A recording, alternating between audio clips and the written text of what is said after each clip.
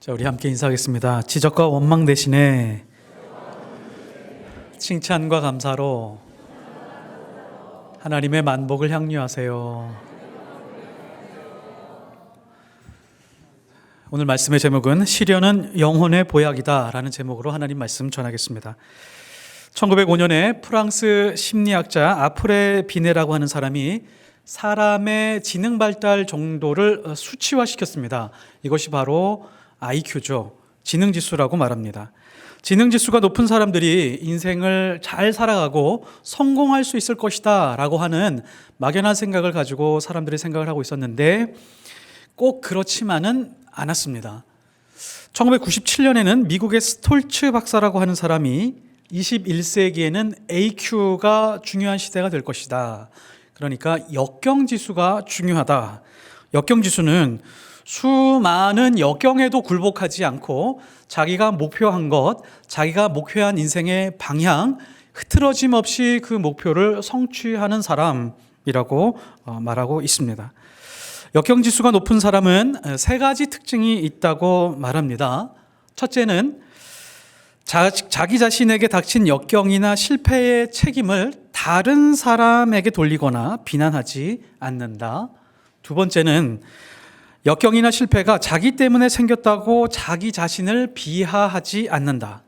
그리고 세 번째는 자신이 직면한 시련을 얼마든지 해결할 수 있다고 믿는 확신이 있다. 이 세 가지가 잘 갖추어진 사람들은 역경지수가 높고 자기 자신에게 찾아오는 이 고난과 시련을 잘 이겨낼 수 있더라라고 그렇게 연구를 했습니다. 어떠신가요? 이 세 가지 중에 이 세 가지 다 해당되시나요? 아니면 한두 가지가 조금 약하신 부분이 있으신가요?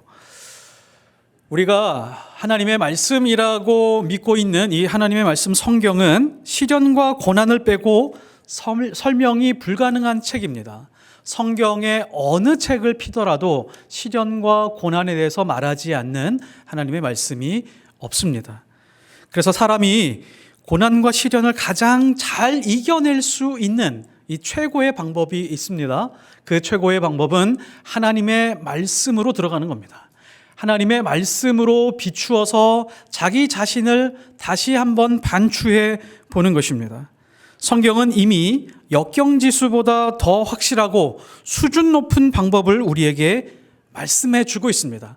그것도 아주 구체적으로, 실제적으로, 그리고 가장 확실한 방법으로 우리에게 가르쳐주고 알려주고 있습니다. 성경이 말하는 시련을 극복하는 과정을 또한 세 가지로 나눠볼 수 있습니다.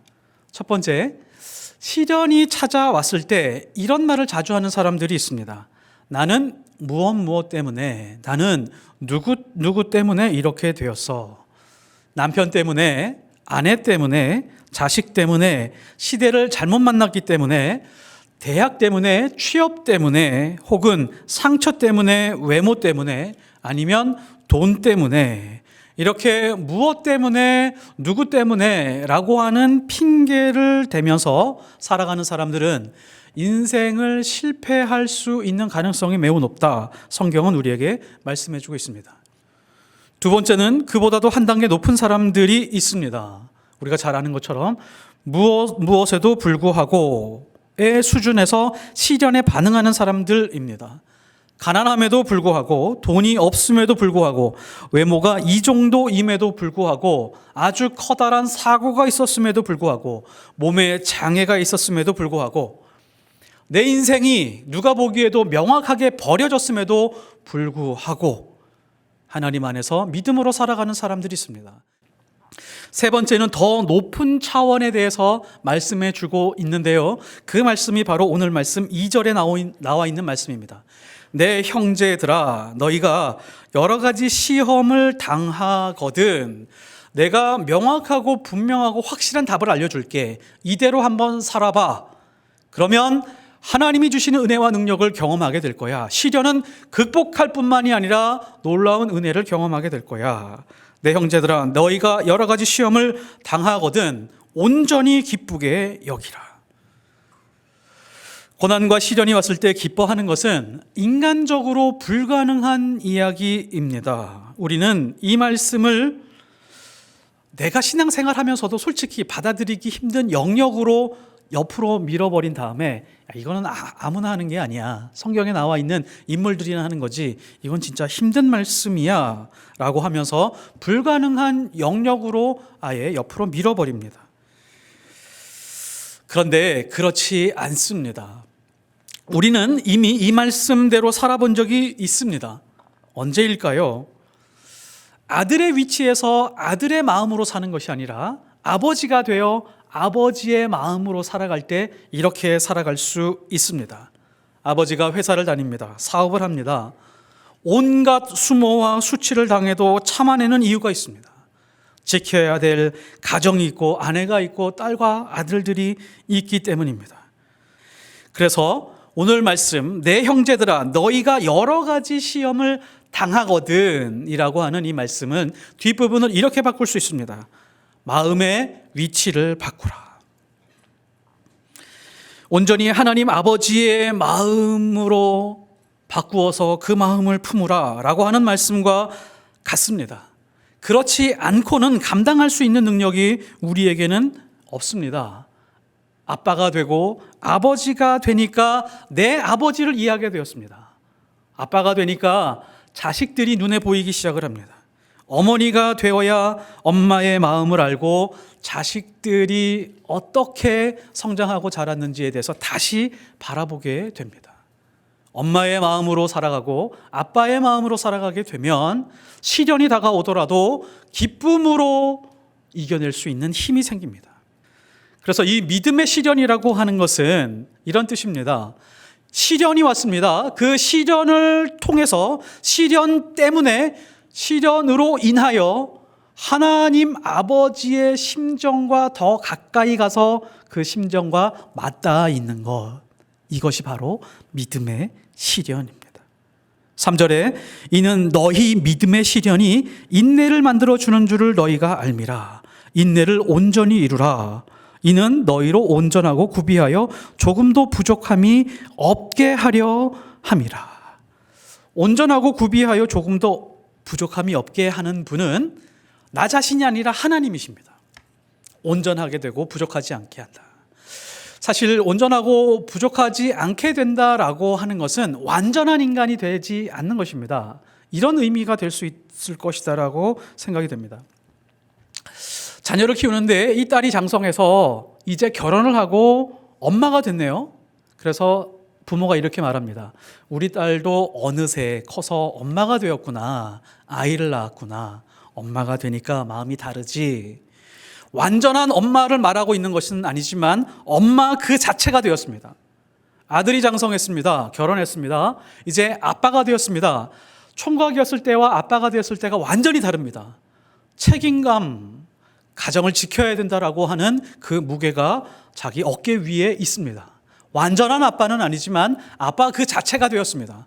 아빠로서 온전하게 된 것이죠. 이것이 바로 온전하고 구비하여 조금도 부족하지 않게 하는 하나님의 이끄심이고 인도하심입니다. 우리는 언제 온전하게 된다고요? 하나님의 심정을 닮아갔을 때, 그리고 딸이 엄마의 마음을 이해하기 시작했을 때, 아들이 아버지의 마음이 이해가 되었을 때, 너도 아빠가 되었구나, 너도 엄마가 되었구나, 온전하게 되었구나 라고 말할 수 있습니다. 그래서 시련은 항상 극복할 때요, 항상 실력과 능력으로 극복하는 것이 아닙니다. 우리가 착각하는 것이 있죠. 시련이 왔을 때, 고난이 왔을 때, 돈의 문제가 있을 때, 사업에 어려움이 있을 때, 돈이 조금 더 많으면 되겠다. 돈을 어떻게 확보할 수 있을까? 어떻게 대출을 받을 수 있을까? 어떤 좋은 인맥은 없을까? 주변을 막 찾아보려고 하는데, 실력과 능력으로 해결하려고 하는데 그렇지 않습니다. 하나님의 사람들은 이 시련을 어떻게 극복하냐면 하나님의 사랑에서 출발하는 겁니다. 하나님의 사랑, 하나님의 계획, 하나님이 내 인생을 향한 그 뜻과 의미에서부터 풀어가는 것이 가장 확실한 방법입니다. 이것을 지혜라고 말하는 것이죠. 물론 시련은 지울 수 없는 상처가 있습니다. 시련이 크면 클수록 우리의 삶과 인생은 점점 위축이 되는 것 같습니다. 수축되고 작고 초라하고 볼품이 없어 보이게 만들기도 합니다. 그런데 확실한 것은 여기에서 끝나지 않습니다. 믿음의 시련이라고 하는 것은 그 끝이 항상 해피엔딩입니다. 믿음의 시련도 힘들고 괴롭고 고통스러운 것이지만 믿음의 시련이기 때문에 하나님께서 후히 주시고 꾸짖지 않은 놀라운 은혜와 섭리가 기다리고 있습니다. 운동 경기에 공들이 많이 있죠. 그 공들 중에 가장 못생긴 공이 골프공인 것 같습니다. 골프공에는 특징이 있죠. 어떤 특징이죠? 수많은 굴곡이 있습니다. 수많은 흠집이 있습니다. 이 굴곡을 딤플이라고 합니다.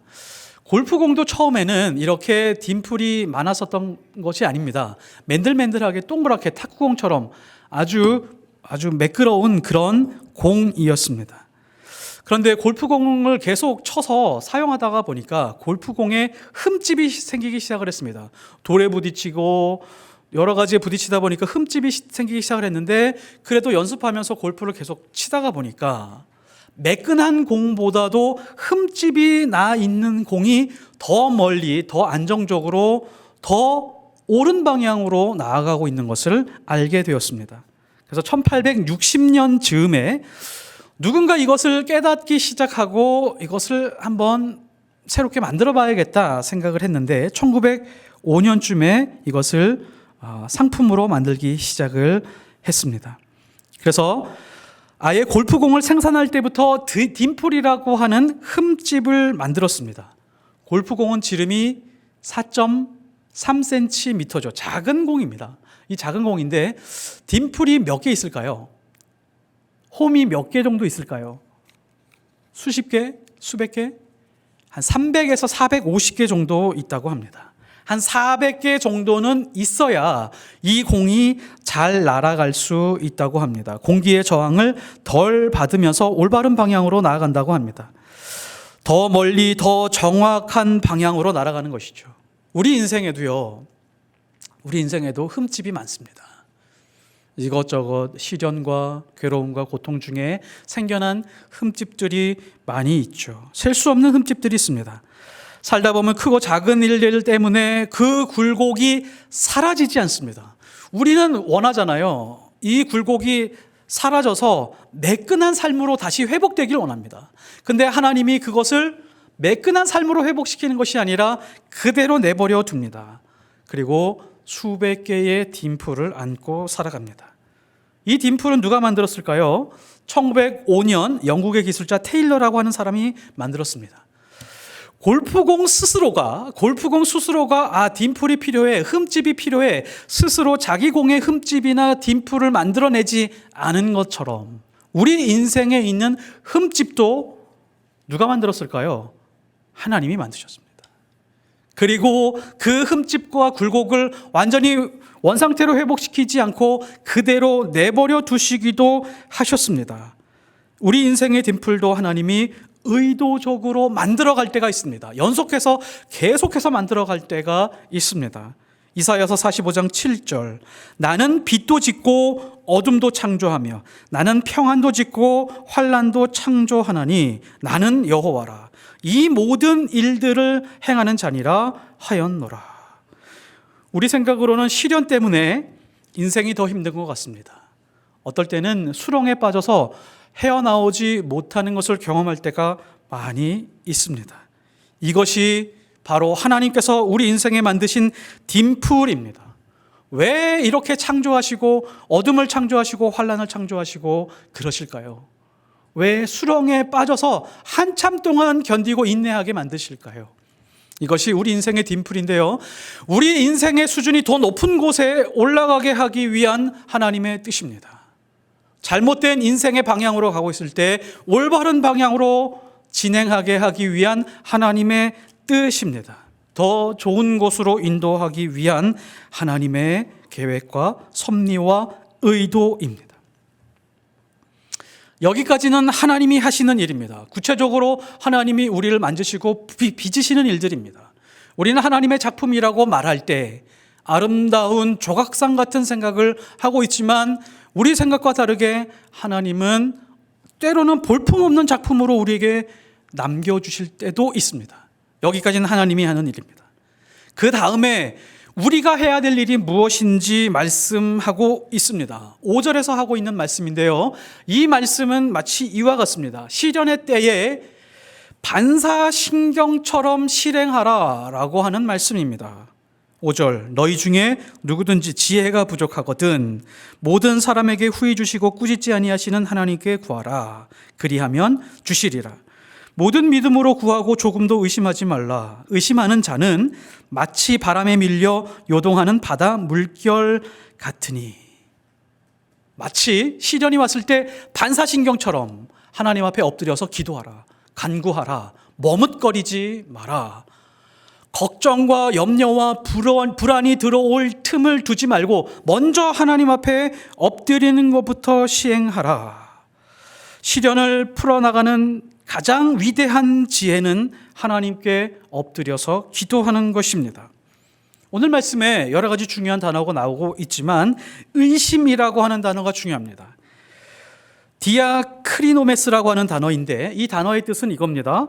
심리적으로 두 마음을 품고 분리된 상태를 말합니다. 하나님 앞에 지혜를 얻는 가장 확실한 방법이 어디서 시작이 되느냐? 하나님 앞에 엎드렸을 때 기도하면서 우리의 초점이 더블 포커스가 아니라 싱글 포커스가 되었을 때 그때부터 하나님의 지혜가 시작이 된다는 것입니다. 하나님이 주시는 지혜가 어떤 것일까요? 솔로몬의 판단처럼, 솔로몬의 재판처럼 우리가 어떤 어려운 상황, 딜레마에 빠졌을 때 잘 판단하고 잘 해결해내는 것을 지혜라고 생각을 하는데 그렇지 않습니다. 하나님이 우리에게 말씀하시는 지혜는 하나님과 거리입니다. 하나님과 가까울수록 우리의 지혜는 충만해지고 하나님과 거리가 멀어질수록 우리에게 지혜는 고갈됩니다.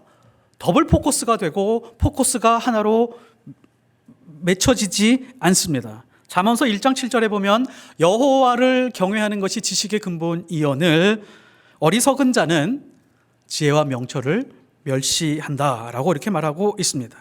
하나님을 경외한다라고 하는 것은 가장 단순화시켜서 이거예요. 하나님과 거리가 가까워지는 것입니다. 이것이 지혜의 근본이다. 성경이 우리에게 가르쳐 주고 있습니다. 여호와 하나님께만 싱글 포커스를 하나만 두고 하나님께 매달려 있는 상태, 거기에서 지혜가 시작이 됩니다. 그리고 그때부터 승리가 준비되기 시작합니다. 하나님께 구하라, 하나님께 엎드려라, 하나님께 더 깊이 다가가라 라고 하는 말씀에 아주 좋은 예가 바로 37장, 이사야서 37장 14절의 히스기야의 모습입니다.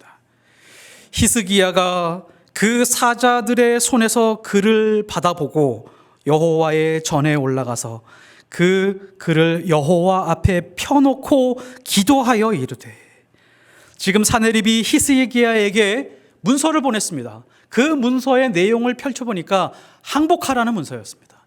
위협하는 문서였습니다. 너희들 다 고스란히 죽을래? 항복할래? 라고 하는 그런 문서였습니다. 두려웠습니다. 그 위협과 두려움을 그대로, 두려움 속에서 헤매지 않고 그 두려움 그대로 하나님 앞에 엎드리기 시작을 했습니다. 그 글을 여호와 앞에 펴놓고 기도하여 이르되, 그 문제의 리스트가 곧바로 기도의 리스트로 바뀌었습니다.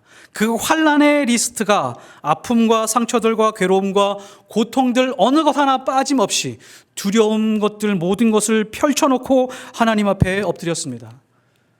히스기야의 믿음이 강력했었던 이유가 바로 여기 있습니다. 문제의 리스트를 모두 기도의 리스트로 바꾸어 놓았습니다. 고통과 괴로움의 리스트를 기도 노트로 바꾸어 놓은 것입니다. 그래서 이런 말이 있습니다. 성도에게 문제가 있는 것이 아니라 기도의 제목만 있을 뿐이다. 히스기야가 그런 인생을 살았습니다. 기도 제목을 자기 자신이 스스로 썼나요? 그렇게 쓰지 않았습니다. 산헤립이 다 써준 기도 제목이었습니다. 시련이 써준 기도 제목을 복사해서 하나님 앞에 가져간 것이 아니라, 한참 두었다가 하나님 앞에 가져간 것이 아니라, 그것을 고스란히 들고 원본 그대로 하나님 앞에 가서 엎드리기 시작을 했습니다. 우리의 시련이 기도를 강하게 만든다면 시련을 이길 수 있는 믿음이 그 자리에서 시작이 됩니다. 존 맥스웰이라고 하는 사람이 이런 말을 했습니다. 그리스도인들은 남들이 자기에게 던진 벽돌을 주워다가 튼튼한 성을 쌓는 사람이다. 세상에 살다가 보면 분명히 이것은 마귀가 던진 벽돌들이 있습니다. 그리고 사람들이 던지는 벽돌들도 분명히 있습니다. 그것이 우리에게 시련을 가져다 줍니다. 고난을 가져다 줍니다. 마음이 굉장히 힘들고 괴롭게 만듭니다. 그런데 하나님의 백성들은 그것을 모아서 무엇을 만드냐면 든든한 믿음의 성을 쌓아가기 시작을 합니다. 마치 제갈공명의 전략과도 같습니다. 제갈공명이 적군으로부터 날아오는 그 화살들을 잘 받아서 다시 뽑아서 적군에게 쏘는 것처럼 이것도 마찬가지입니다. 시련이 왔을 때 시련을 모두 기도의 제목으로 바꾸고 하나님께 쏘아 올리는 겁니다. 우리가 기도의 제목을 잘 찾지 못하니까 하나님께서 시련을 통해서 기도의 제목을 주시는 것입니다. 하나님의 백성은 시련을 만났을 때 기도가 살아납니다. 기도가 날카로워집니다. 아수르의 사내립은 어떻게 되었을까요? 히스기야는 군사적으로 대응하지 않았습니다. 실력과 능력으로 전쟁에서 이기려 하지 않았습니다. 하나님 앞에 전적으로 엎드렸을 뿐이었습니다. 여호와의 사자가 일어나서 아수르 진중에 18만 5천 명을 쳤습니다. 밤이 지나고 아침에 일어나서 진중에 찾아가 보니까 시체뿐이었습니다. 그리고 아수르의 사내립은 니느웨로 돌아갔습니다. 돌아간 다음에 두 아들에게 살해당합니다. 기도로 승리한 히스기야의 모습, 이것이 우리의 모습이 되었으면 좋겠습니다. 말씀의 결론을 맺겠습니다. 우리는 살면서 많은 시련과 고난을 당합니다. 우리가 절대 선택하지 말아야 될 것은 이것입니다. 누구누구 때문이다, 무엇 때문에 탓하며 살지 말아야 됩니다. 하나님의 백성들은, 믿음을 가지고 있는 사람들은 그렇게 사는 것이 아닙니다. 오히려 아버지 하나님의 마음으로 기뻐하는 사람들입니다. 시련과 고난이 왔을 때, 두려움과 염려와 불안이 증폭되고 있을 때, 그때 바로 하나님 앞에 엎드리면서 기도 중에 하나님이 내 인생에 하고 계신 딤플을 발견하면서 하나님의 뜻을 발견하게 될 때 이것을 지혜라고 말합니다. 그리고 하나님이 내게 하신 일을 우리가 잘 정리해서 믿음으로 살아가는 것입니다. 하나님께 엎드려야 됩니다. 시련과 고난의 세밀한 것을 모두 기도의 리스트로 바꾸어야 됩니다. 그러면 세상의 협박과 조롱도 이겨낼 수 있습니다. 히스기야는 하나님께 엎드렸을 뿐인데 하나님께서 정리하시고 하나님께서 질서를 바로 잡으셨습니다. 우리를 온전하고 구비하여 조금도 부족함이 없는 아버지의 마음으로 닮아가게 하시는 그 하나님의 뜻, 그것을 우리가 받아들이고 우리가 그렇게 살아가길 원합니다. 이런 은혜 안에서 살아가시기를 예수 그리스도의 이름으로 축복합니다.